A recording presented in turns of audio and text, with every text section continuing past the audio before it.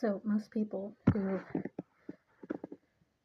would like prefer for me to feel bad about something, right?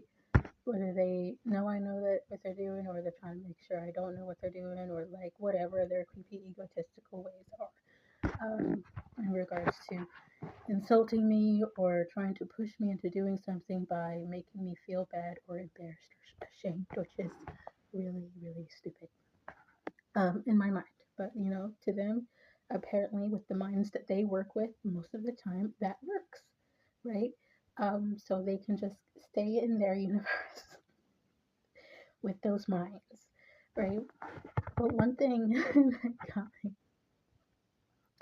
and it was an effort to, like, I don't know what it was, like either push me to make more money or like to push me to head my mind back into the matrix, to utilize these weird ways and concepts of how people compare to each other and push that onto my mind, right?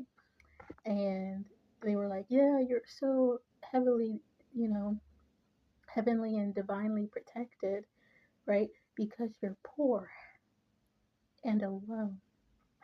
And you need it, that creepy fake pity, but like, I want you to stay there where you're at pity kind of shit, you know? That's the tone it took. And those were the exact words. The words were more likely, oh, people with money and resources and people, they don't need this deep protection. And one, that's a lie, right? Because people with money, especially the children of people with a lot of money and resources, right? A lot of the time they end up faring far worse emotionally and survivalistically, if that is even a word, but in terms of survival, right?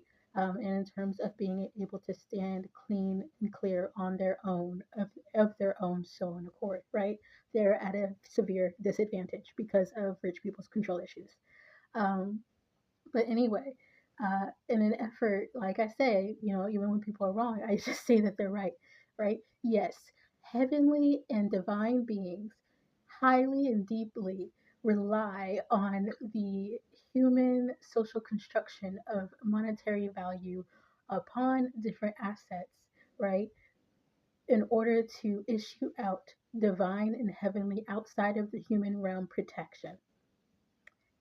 If that makes sense to you, that beings and God are so tied to something as silly and imaginary as money.